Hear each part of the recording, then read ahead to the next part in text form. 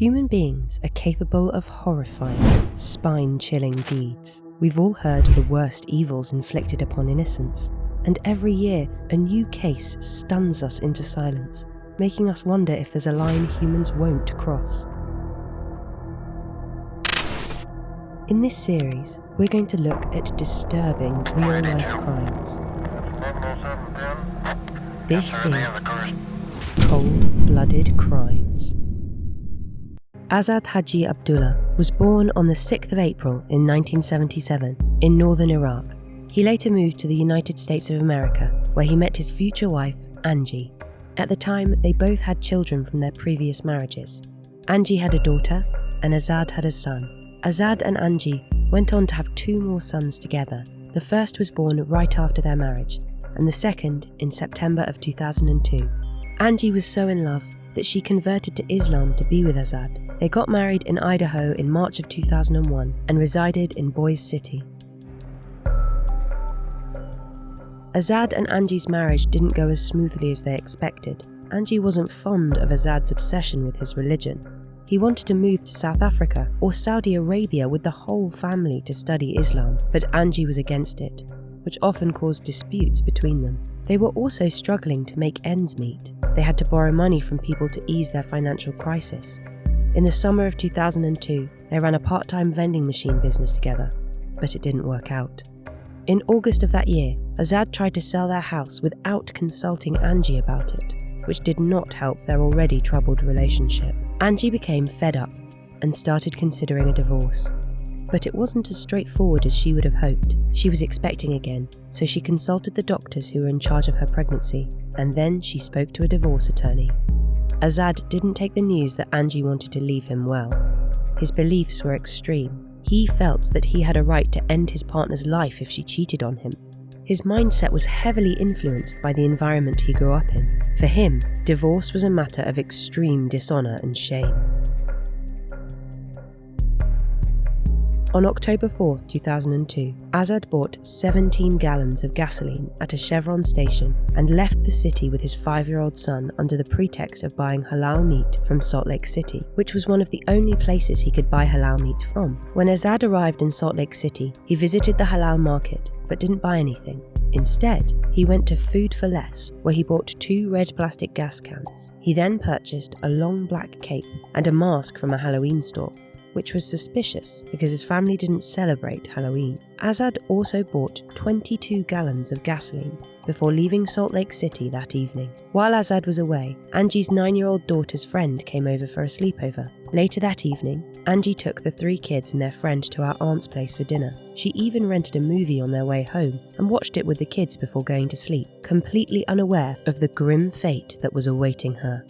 At around 1:54 a.m, the daughter's friend felt uncomfortable and woke up. She saw there was fire all over the ceiling and immediately woke Angie's daughter up.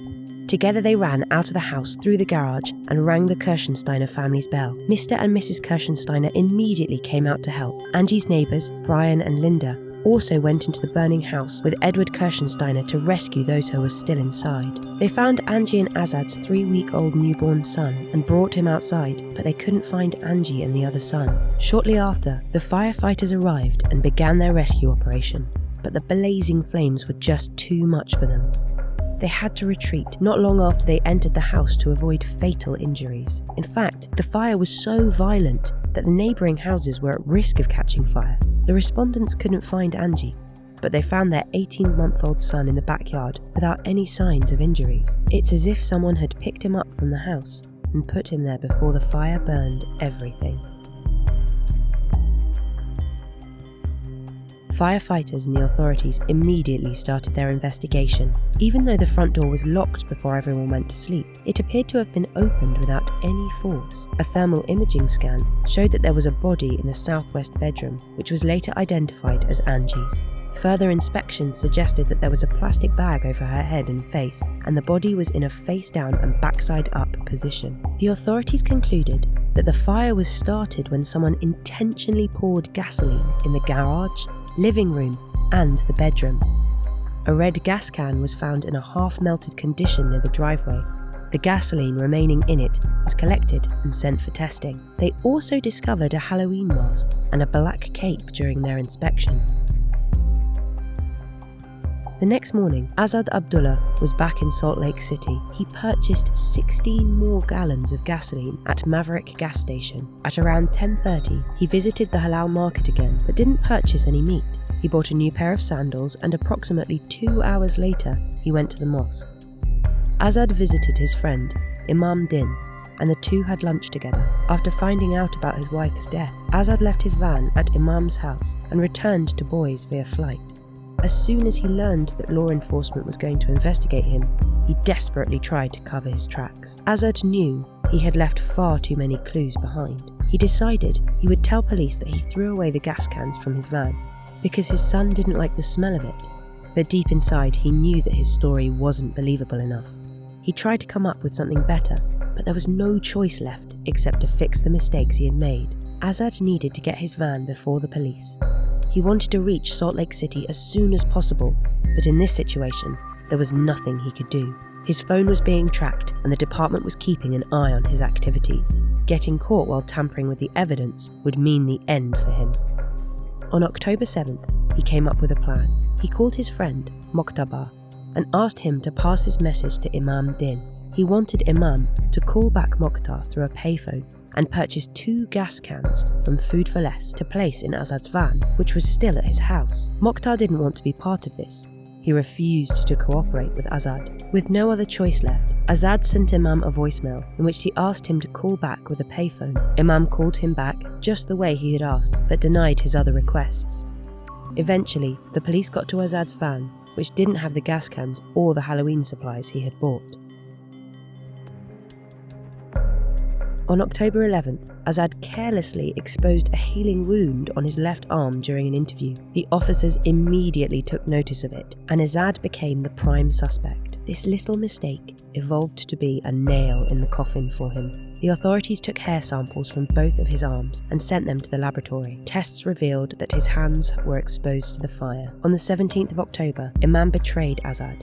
He called his friend and asked him about the purchase of the cape and mask on a call that was being recorded. Azad played it safe and denied everything. This happened under the supervision of law enforcement. Further tests suggested that the cape that was found at the crime scene had Azad's DNA with a few other DNA profiles, but he was excluded as a major and minor contributor in the case of the gas can. The gasoline samples that were collected earlier were tested to match with the samples from Chevron and 7-Eleven. The experts concluded that the gasoline was likely from 7-Eleven, where Azad purchased gasoline during his stay in Salt Lake City. The autopsy report of Angie's body revealed that her death occurred before the fire. She was suffocated with the plastic bag that was found around her neck.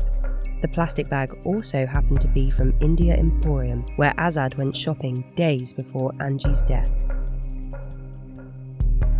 Azad's defense lawyers claimed that Angie took her own life. Dr. Groban, the forensic pathologist who performed an autopsy of Angie's body, testified that Angie had no defensive wounds and didn't have any signs to prove she was strangled. Furthermore, the high level of fluoxetine present in her blood suggested a drug overdose, but he ruled out the possibility of her ending her own life due to the unusual position that her body was in. Angie's therapist also claimed that Angie was not suicidal and didn't show any signs of self-harm. A letter found in Angie's house was presented in the courtroom. In the letter, Angie called Azad a liar and a hypocrite. She also stated that she wanted to end their marriage, but Azad's friends and family testified that they were happily married and Azad was a great person, father and husband. On November 18th, 2004, the closing arguments from both parties were presented. The next day, the jury announced their verdict, that Azad was guilty on 6 counts. On November 19th, during the sentencing phase, testimony from Stephen Bankhead, who was an inmate at ISCI, turned out to be a huge revelation. Stephen claimed that Azad offered him $1,000 to take Angie's life. With all the proof and evidence pointing towards Azad, he was inevitably sentenced to death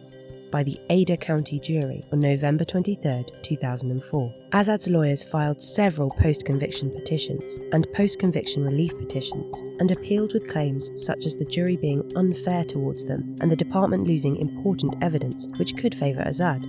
but over the years they were all rejected by the court. It's been 20 years since the crime, but Azad Abdullah is still on Idaho death row. An Idaho death row inmate who wanted the courts to review his sentence will not be going anywhere. A decision by the Idaho Supreme Court upholds a lower court's ruling rejecting a request on behalf of 37-year-old Azad Abdullah. In 2002, Abdullah was convicted and sentenced to death for killing his wife and then setting their home on fire while 4 children were inside. Abdullah and 10 other people currently sit on Idaho's death row. Don't forget to leave a like and subscribe for more videos like this one. Until next time.